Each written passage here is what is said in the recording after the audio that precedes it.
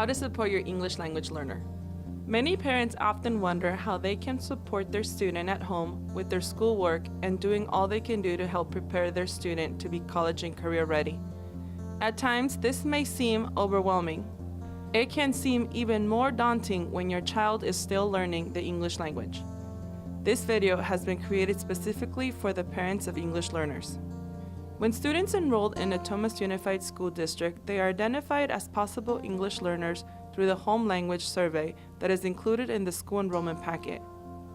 Students who list a language other than English on the home language survey are given the English Language Proficiency Assessment for California, known as LPAC. Student scores on LPAC determine if the student is fluent English proficient or an English learner. EL students are supported through the services of an English language teacher and program. Annually, English learners are given the English language assessment. This assessment is called the LPAC test, formerly known as the CEL test, and participates in district assessments.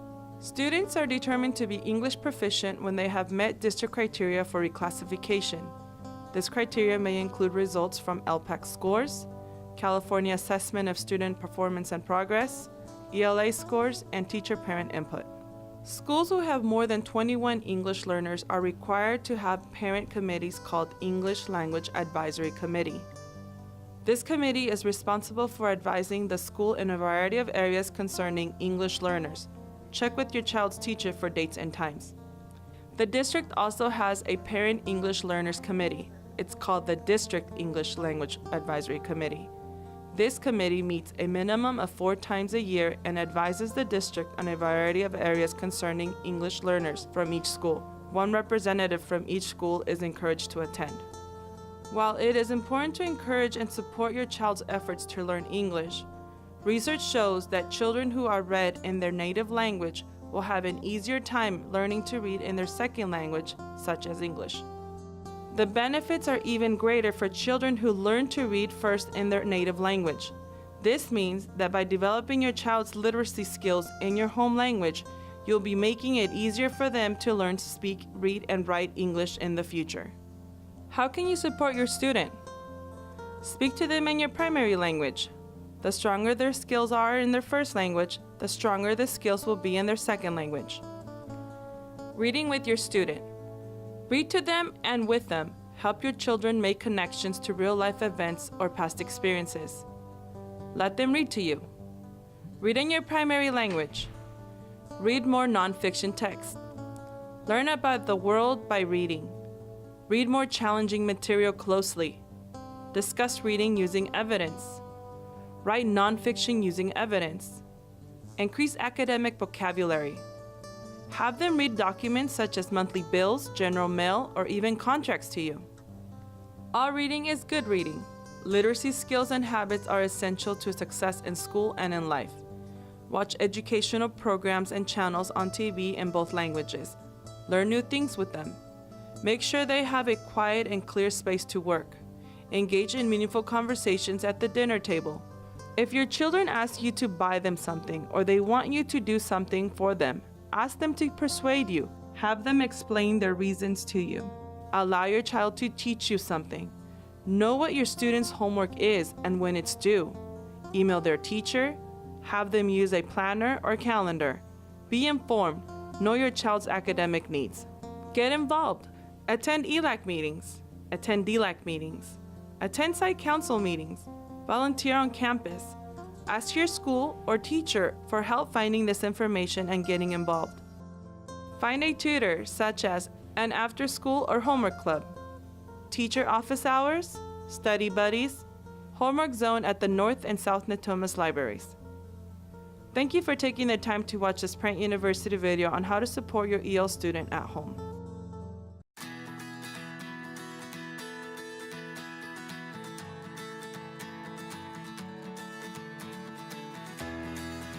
All right, so if you want to wrap up your little bit of conversation, we're going to dive into, we'll cover very briefly systems and protections and then talk about incident response. You all seem so far away now. So this is our I Keep Safe FERPA and our COPPA safe harbor. So we did apply from the FTC that we are a safe harbor.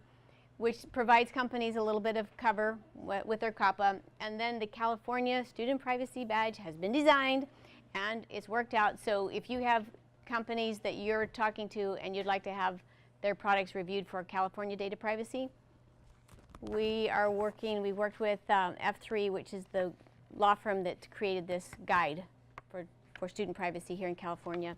And then we put together a questionnaire that the vendors fill out that asks the questions that you will be asking about contracts, about third parties, describe how you're going to secure the data. So all those open-ended questions, we'll gather that up. And when we do the assessment, we'll do the manual and the technical, and then the product profile you'll have. So all the schools will have it. So industry does it, they pay for it once, all the schools have access to it. But then they can be reviewed randomly on our own up to 4 times, but if there's a big major change, they have to notify us and notify you, and then we can do another assessment. So it gives us a way to have some checks and balances. And for them, it's done under NDA. So they don't have to worry that we're not trying to, put a bullseye on anybody. We just want everybody to measure up and then to be very transparent and be able to communicate trusted back. So what we didn't talk about was the importance of, we talked about an incident response plan.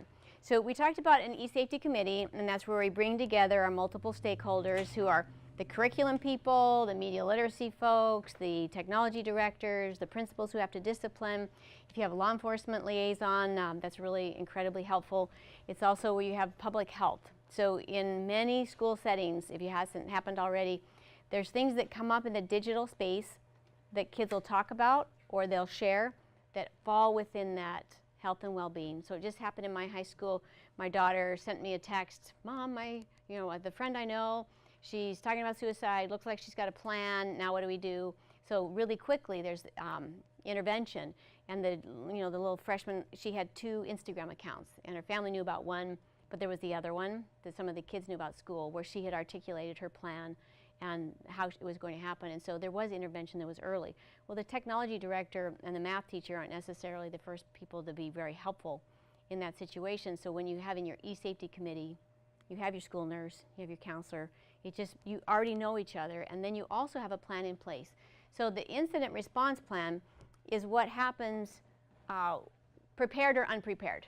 So if you don't have an incident response plan, some of the other schools we've seen where they've done a one-to-one program, a teacher will just make an quick remark or response to a parent that maybe is upset, and maybe the teacher's just doing best guess, but maybe it doesn't actually reflect the careful work that's been done by people.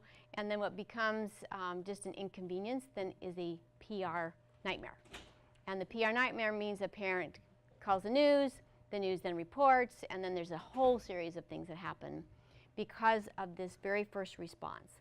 So as our teachers, frontline teachers, and everyone who has access to students understands the things that we're going to say. So in our school district, these are the top things we are already doing around safety and privacy online.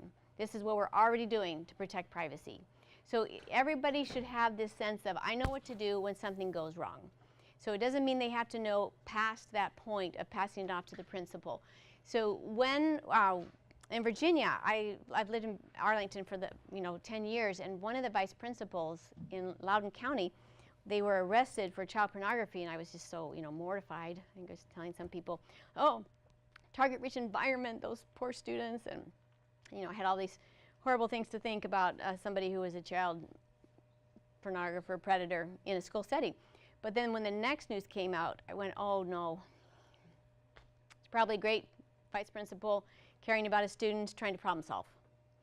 And so what had happened is he had an incident that he had the image sent to his phone because he knew how to get the phone to the server for his email. And then from his email, he sent those pictures to other people for help. He was being totally transparent. Nothing sneaky, nothing malicious. He for sure was not a sexual predator, but he was arrested for possession and distribution of child pornography. And that's when we went, okay, this is not all right. I've got 6 children. I want to make sure they all have great educators, and if people can't feel safe in their own careers, we're not going to get great people to stay in education and to come into education. So we worked with a series of defense attorneys who are currently in courts defending schools around issues. Then we worked with prosecutors and investigators who are currently working, and we gave them a long series of scenarios of things that we know are already happening because of the courts. So we just gathered up, we didn't have to say what school or what student, but we had a series of incidents that are going to show up. Like every day you've got something new that you never thought you'd have to deal with because you're in technology, but now it's all these other strange human behavior things that are totally unexpected. So we walked them through this series of scenarios and said, okay, if you had this image or you had this scenario or you had this drama, what would you want for the schools to know? And the defense attorneys always say this, oh, well, the schools are their worst enemy because they destroy all the evidence they need for everything good to happen. Because the principals are always anxious to find out, so what really happened? And in the process, they start to damage all the evidence and can never be used. So all the good information that should be available to be able to have positive outcomes is no longer available because it can't go to court and can't be used to defend the schools or the students. So our goal was to make sure that we had fewer negative outcomes for everybody involved, the bystander, the schools, and the victims. So by asking the prosecutors, investigators, and then we had the public health worker, we had the technology director, and we went through these series of scenarios and created a way for you to triage incident response. So this is when you want your teachers to know, you know what? So you've got that bad image on your phone, or so this happened. I was in a school and a teacher had picked up the phone that was not supposed to be out in a middle school class, and the 12-year-old, his screensaver, he had 2 handguns like this and he had gang paraphernalia.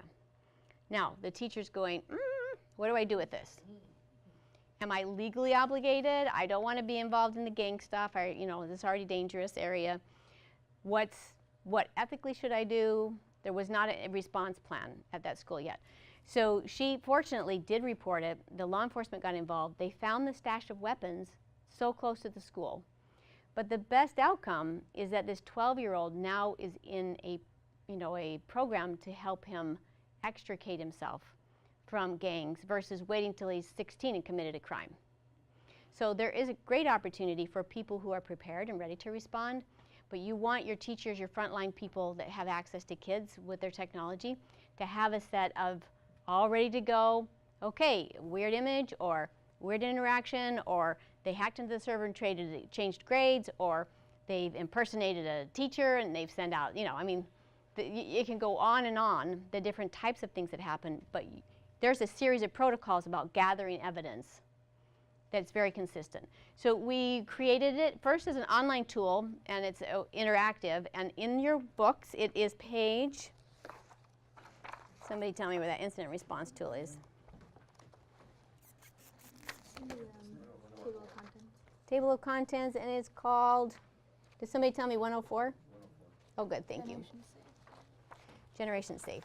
So we built it first behind a firewall that you can't get to, but then Samsung just gave us a grant to make it to apps that are open. So the Android app is available and ready to go, and if you go to I Keep Safe Incident Response, you'll find it on the Google Play. The Apple is totally ready. We just have to stop doing whatever we're doing and get it launched on the Apple Store. But it's totally all designed. So it should be incredibly quick. But what the incident response does is it's going to walk you through an incident and all of the thinking, the best thinking anyway, about how you're going to manage it. How you gather and store the evidence, how you interview the bystander, the victims, and the perpetrator. So what are some of the best thinking about how you gather this information? And then it follows in 2 tiers. So when you're going down through here, when you've got your school administrator, you're notified of an incident, then you're going to think, okay, how do I store the evidence? How do I preserve it? And do I need to bring in IC, our internet technology folks? Do I need to bring in law enforcement? That comes in here where you're asking these questions. And then where you see the red, this is when you want to bring in your legal folks. Sometimes it's law enforcement, sometimes it's the civil, your attorney, your defense attorneys, because it's a potential PR nightmare. So PR nightmares are so much better to be proactive about.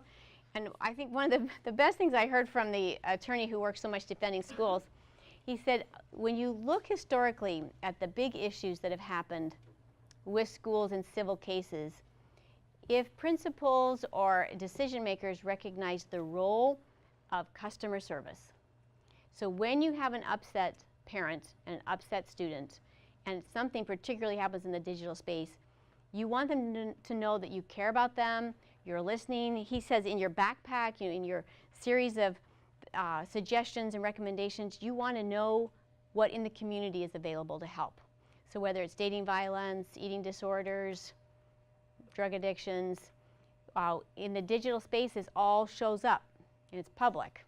And then you find out about it, people find out about it, and when you have an upset parent, you want to be sure you can point them to services. When you see lawsuits where schools have not done well, it's when you've got a school district or a geographic region and similar incidents happen, but one principal disciplines one way and another one there's a suspension. And then the people say, oh, my mom says, well, that's not fair, it's not fair, it's not right, and then it escalates and escalates.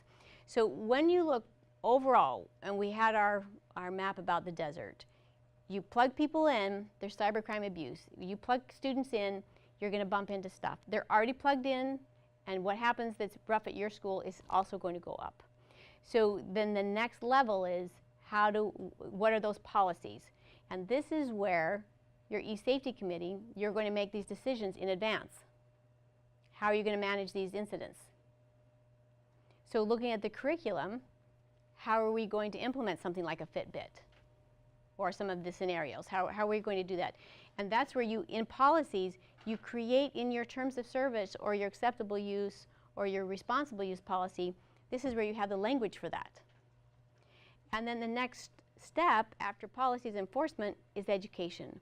So when you see a school who's gathered an e-safety committee and they've worked on this, what do we really expect from each other? What do we expect from student to student, from teacher to student, and from teacher to teacher, and from school to district? What are our expectations? How are we going to enforce it? And then when something goes wrong, that's what policies are. And then the programs that support them are the ones that make the behaviors happen. So that's where education fits in. So this is when you know you've got a school that's figured it out, when the curriculum starts to align with their actual acceptable use policy. Because what they're expecting is clear enough that the teachers understand it and they're teaching it, and it's reinforced over and over.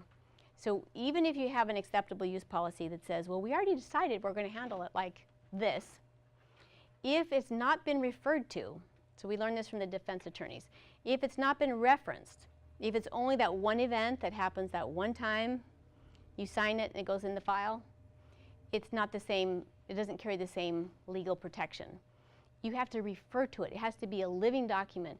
Remember in our acceptable use policy, we talked about how we're going to talk about teachers in this classroom. Remember in the acceptable use policy, we talked about how we're going to handle cell phones in this class. Now remember, so as you become more and more ubiquitous, the expectations with the programs, that alleviates so many problems.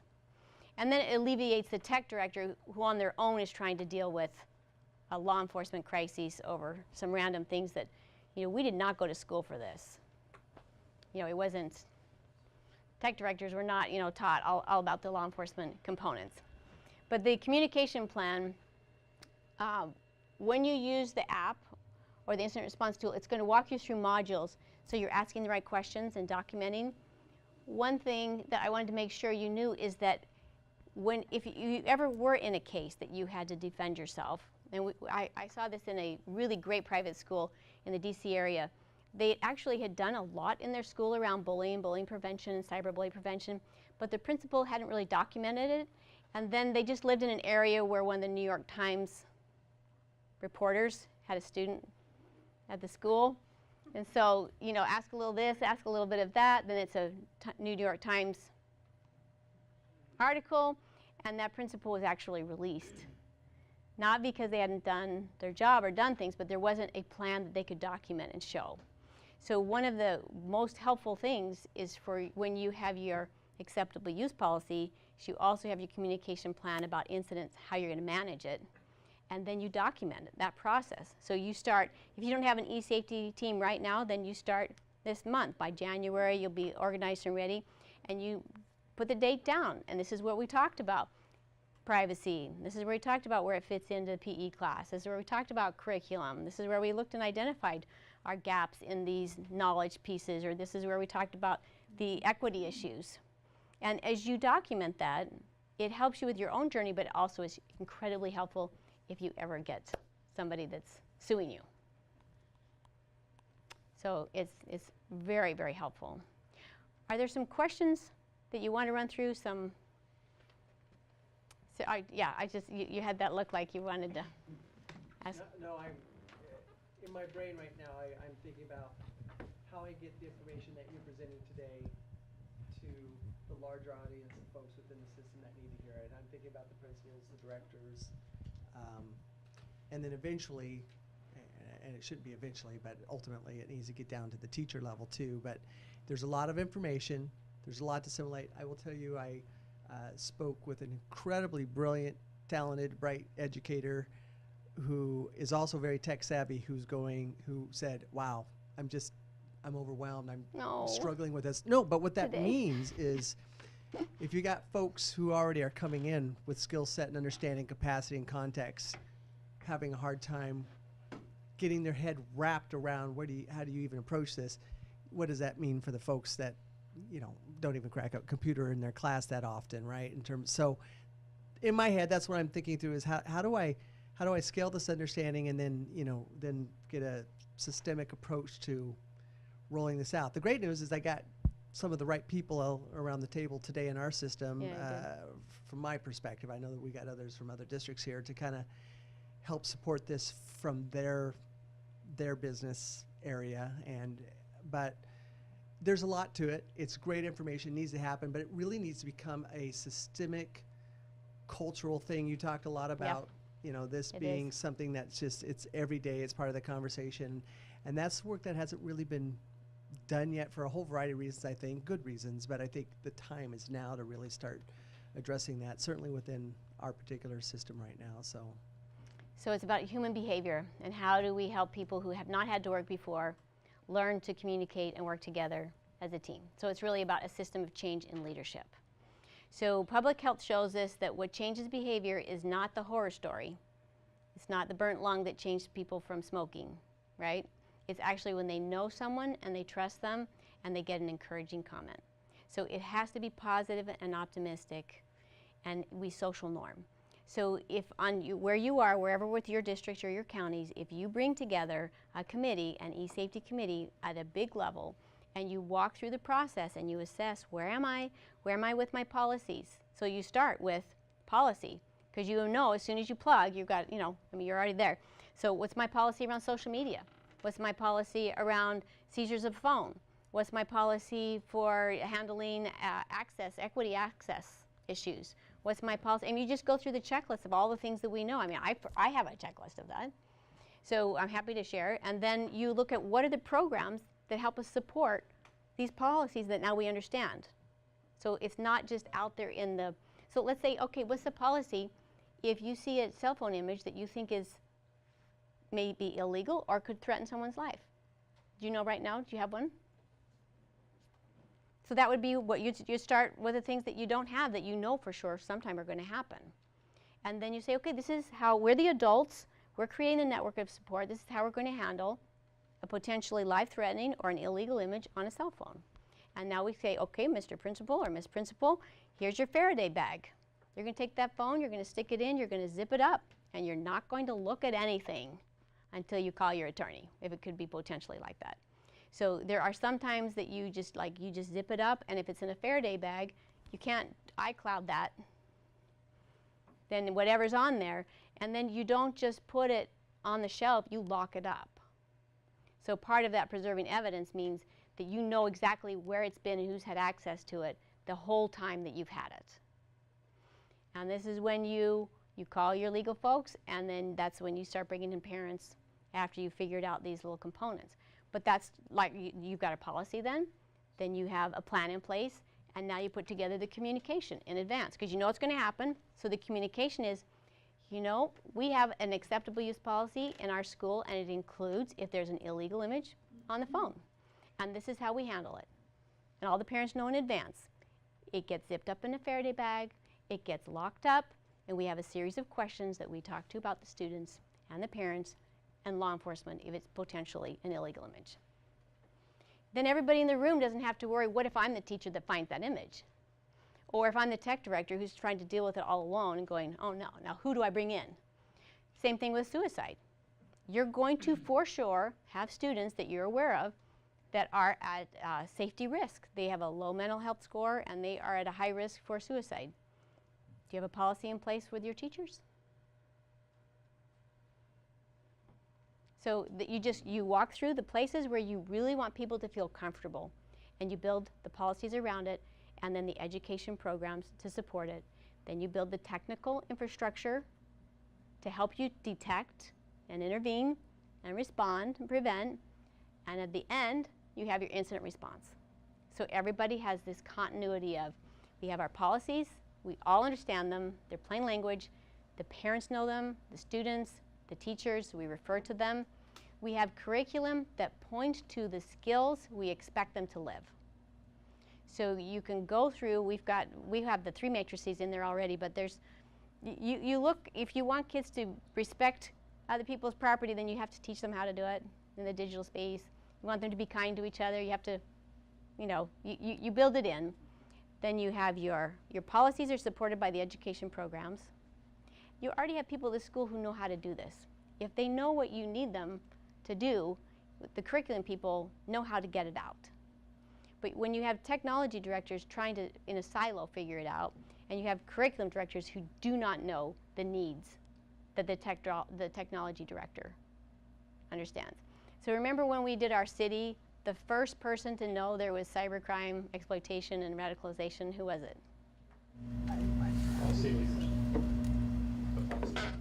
Right before the policy leaders. How do the policy leaders find out?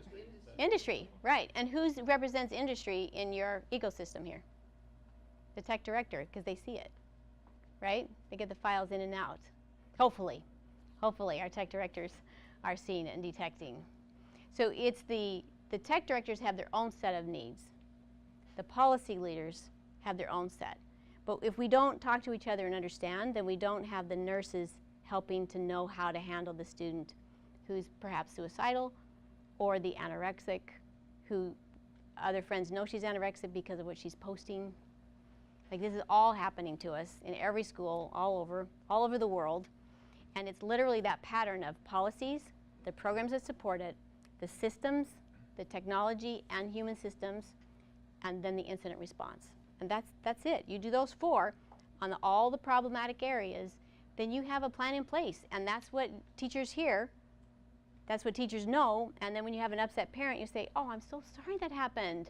I'm so sorry. You know, we knew that sometime that might happen. So we put this plan in place. And this is how we're protecting, and this is how we're supporting you to have a healthy, thriving child in this new environment.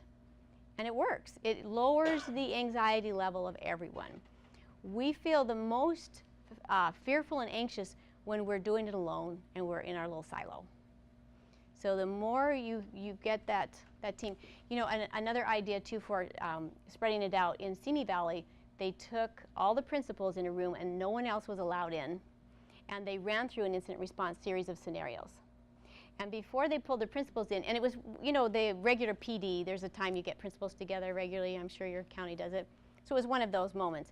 And so Dana Greenspan, she had sent out a series of scenarios and said, okay, how would you handle this? And then she just put the results up. She didn't give anybody's name. And they were so different. And they're all in the same district. They're all next to each other. And it was the same scenario from a different perspective and different principals, and wow, it was like across the board. So then she had their attention, and the principals, as soon as they realized you know, nobody in my school is here, they just spill the beans. Like, oh man, and I'm dealing with this one, and we got this one, and then we got this teacher with that one, and oh my. And they were able to walk through, what are you really dealing with, instead of what do I have to pretend I'm not dealing with. And a lot of really great work got done. And then those principals went back and they pulled their e-safety committees together. And within 6 months or so, it takes a while to sort through so the policies are not so, no offense, attorneys, just legal, legal, legal, legal. But actually, this is what this means about human interaction and behavior. And then once they got that work done, then their curriculum teams built the curriculum to support it. And 5 years later, it's amazing what they've been able to do. And they've been able to do quite a bit with, they had a lot of students who were having issues with heroin. And so they had the community group work together, and they brought some specialists in, and they were able to detect and intervene in a new way that was really very helpful. Kids live their life out online. Emotionally, they connect with those devices. And it's different. For us, it's a tool. For them, it's their emotional lifeline. So everything plays out, and it's playing out in front of you, and you have to respond. So the 4, again, policies, programs, systems, response. Policies, programs, systems, response. So in your packet, just as a wrap-up, you have just stuff you're welcome to. There's 3 matrices, one on healthy balance, one on healthy relationships, and one on privacy that takes you through K through 12. The concepts. It's the Berkman curriculum.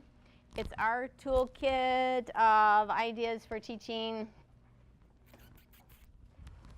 So we just gathered up. We've got this little toolkit the teacher can put on, and it's all about the tools that we use to help us with our Be a Pro concepts. So that's where we get this one, the little markers. Because everything online is a little bit like writing with a Sharpie. And our over here for when you're protecting your personal information and you're securing it with your lock. But over here, when you have relationships, we want to be lifelines and helpful. And our carabiners help us do that. So just, anyway, there are ideas of ways to help bridge the communication about digital concepts. Alan? I want to emphasize one point that I think threads back through. She was talking about, in the case of a bad incident and a potential lawsuit, it's really important to have shown your work. All the math teachers and others will appreciate that, to have actually be able to demonstrate, like, no, here's what we were doing. Here's what we did to prevent this and to prepare for it. In the same way, in the privacy space writ large, that's another big part of what you want to be able to communicate to your parents and to others and to your whole school community. Like, here's what our policies are, and here, especially in building that e-safety team, here are the steps we've taken. So when you build that team and bring that team together and get buy-in from everybody, make sure that's recorded too. It's an important part of the story you're telling that you'll then want to get out to parents and others about the proactive steps you're taking. I said this at the beginning, we always want to stress this, we are not here at all to discourage the ed tech innovations that you're adopting. We're here to help you defend them. Because sooner or later, you may have concerns, you may have a potential problem, and the more you've got background showing what you did, the infrastructure you built, to take your best approach at this. We've had a lot of conversations with some of the lawyers that really best practices are going to rule the day in privacy. Nobody's going to be able to say, we've got the perfect fix. We've figured out exactly how to manage everything. But the more you can show that you're doing a great job and showing your work around the companies and products you adopt, the policies you put in place, and the communications you send out to parents, the much better footing you're on. Just to clarify, you said the schools that you're working with, you have e-safety committees. You have a district level e-safety committee, and then there's site level e-safety committees. Is that accurate? So it started at the county. So it was with Ventura County. So it was with Dana and Steve. And so we worked with a couple of the districts, and we pulled together the e-safety committee, and we helped them self-assess where are they in this process and where are they with the stakeholders.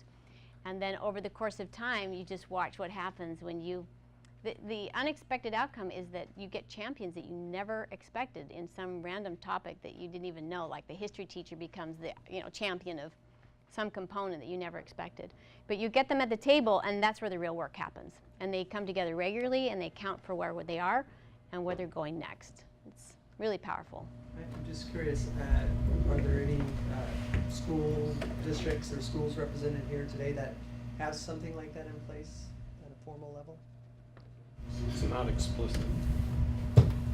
We have, our student services has a response mode. You know, they kick into a certain kind of gear and certain people come together, but it's not part of the district culture.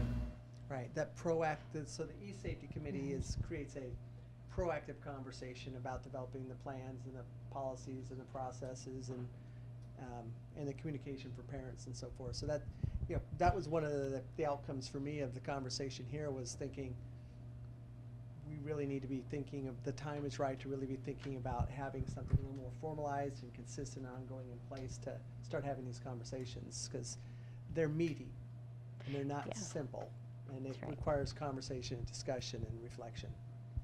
It's environmental. So it is, the digital space is a new environment. So if we were to take everything we did today onto the moon, we would ask a lot of questions, and those are the questions your e-safety committees need to be thinking about. It's just, it is different than when I went to school. Many of it's the same, but the types of things you have to prepare for and how you manage it is actually different, just because of how you gather the evidence and how you respond. So there are some differences.